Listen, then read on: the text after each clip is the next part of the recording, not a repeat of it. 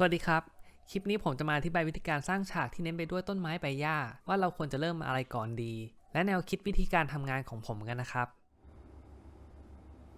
เหมือนเดิมครับแทบจะทุกงานเลยเวลาผมทำอะไรก็ตามเนี่ยผมจะต้องมี reference ในการทำก่อนเสมอเพราะมันจะทำให้ผมทำงานได้ง่ายขึ้นและรู้ขอบเขตของงานด้วยว่าจะต้องทำอะไรบ้าง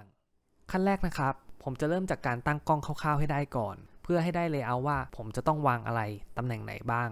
พอเราได้เลเยอร์คร่าวๆแล้วขั้นต่อไปนะครับผมก็จะไปหาแอสเซทมาใช้งานทีนี้ครับพวกแอสเซทต้นไม้เนี่ยผมจะแนะนำให้มาลองดูของทาง Mac Tree ก่อนคือเขาจะมีตัวอย่างแซมเปิลให้เราทดลองใช้งานกันด้วยนะครับสำหรับแอสเซทในการทำพวกป่านะครับเราจะจำแนกออกเป็น3ส่วนใหญ่ๆ1คือต้นไม้2คือพุ่มไม้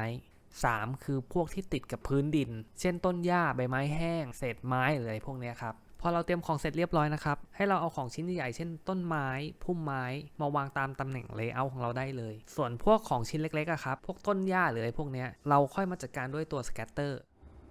หลังจากที่เราวางตำแหน่งเรียบร้อยแล้วให้เรามาปรับระนาบตัวพื้นของเราก่อนกรณีนี้ผมจะเลือกใช้โหมดสครับในการปรับระนาบนะครับโดยไปที่สครับวินโดว์หรือไปที่สครับโหมดก็ได้ครับเช็คถูกที่ไดโทโป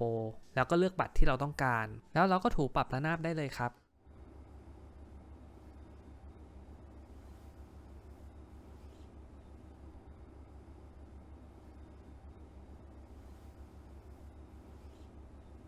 พอทำเสร็จแล้วเนี่ยผมจะโยน texture ของพื้นและจัดการเรื่อง UV ให้เสร็จเรียบร้อยก่อน texture ตัวนี้ครับผมใช้วิธีการปรับที่ตัว texel อันนี้ย้อนกลับไปฟังคลิปตัว displacement and texel density ได้นะครับสิ่งที่มือใหม่และมือเก่าน่าจะกังวลมากที่สุดก็คือพอเวลาเราทำสเกลใหญ่ๆแล้วเนี่ย texture มันจะเป็น tiling ผมจะบอกว่าปล่อยมันไปครับยังไงมันก็เป็นเดี๋ยวผมโยนแสงเข้ามาก่อนเพราะเวลาเห็นพวกแสงสีสวยๆแล้วครับมันจะทำให้มีกำลังใจในการทำต่อให้เสร็จไวๆอย่างซีนี้ครับผมจะเลือกใช้งานของเจ้าตัว Sky Texture เพราะว่าเวลามันคอนโทรลพวกทิศทางแสงต่างๆเนี่ยครับมันจะง่ายอย่าง reference ที่ผมหามาเนี่ยส่วนใหญ่มันก็จะย้อนแสงหมดใช่ไหมครับผมก็จะเริ่มจัดแบบที่มันย้อนแสงดูก่อนว่าคร่าวๆเนี่ยมันจะได้ประมาณไหนพอเราได้แล้วเนี่ยเราค่อยมาวางตัว scatter กันต้องบอกว่าโดยปกติแล้วถ้าไปดูติวเตอร์ของคนอื่นนะครับเขาจะให้เราเริ่มทำจากตัวพื้นขึ้นไปสู่ตัวต้นไม้แต่ส่วนตัวผมมองว่าซีนเนี้ยครับถ้าเราทำแบบนั้นน่ะส่วนที่ผมไม่ได้ต้องการนะครับหรือส่วนที่กล้องมันมองไม่เห็นเนี่ยมันไม่มีความจำเป็นจะต้องทำผมเลยจะเลือกทำจากชิ้นใหญ่ๆก่อนจากสแกตเตอร์ที่ผมทำเอาไว้เนี่ยครับจากบนลงล่างเนี่ยคือผมจะเริ่มจากตัวต้นไม้ก่อนส่วนพวกเซตติ้งเนี่ยมันก็จะค่อนข้างเหมือนกันหมดแทบจะทุกตัวเลยอันนี้ครับย้อนกลับไปฟังคลิปสอนทำ Geo Scatter ได้นะครับว่าตัวไหนมันเซตอะไรยังไงบ้างส่วนตัวของพุ่มไม้นะครับผมเลือกวางตรงฐานด้านล่างเพื่อกบเกลื่อนบังไม่ให้มันทะลุไปด้านหลังเท่านั้นเองทีนี้ครับเรามาเริ่มทำในส่วนของด้านล่างสุดก็คือส่วนของพื้นกันถ้าสังเกตนะครับผมจะมีหญ้าอยู่3ชุดหญ้าสั้น2ชุดแล้วก็หญ้ายาวอีก1ชุดหญ้าสั้น2ตัวนี้ครับผมจะโปรยในการทำสแกตเตอร์เนี่ยคล้ายๆกันคือผมต้องการให้มันมีการแรนดอมของโมเดลครับเพื่อที่ให้มันกลืนๆกันหน่อยส่วนหญ้ายาวเนี่ยถ้าสังเกตนะครับผมจะโปรยน้อยที่สุดแล้วก็ให้มันไปอยู่ในช่วงโซนด้านในให้ลองนึกภาพของทางเดินที่แบบเวลาเราไม่ได้เดินไปส่วนนั้นนะครับหญ้าตรงส่วนนั้นอ่ะมันก็จะสูงกว่าปกติถูกไหมมันก็จะเป็นหลักการคล้ายๆกันสแกตเตอร์ที่เหลือนะครับก็จะเป็นในส่วนของการตกแต่งเก็บรายละเอียดแล้วล่ะครับพวกเศษไม้ใบไม้แห้งแล้วก็ส่วนสุดท้ายที่ผมเพิ่มเข้ามาเลยก็คือเป็นพวกพืชขนาดเล็กอันนี้เอามาแต่งตามไอเดียของเราได้เลยนะครับ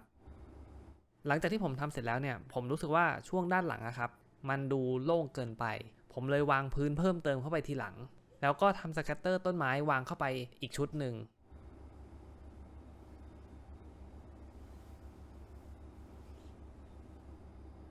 เสร็จเรียบร้อยแล้วครับสำหรับการวางสแกตเตอร์ของซีนนี้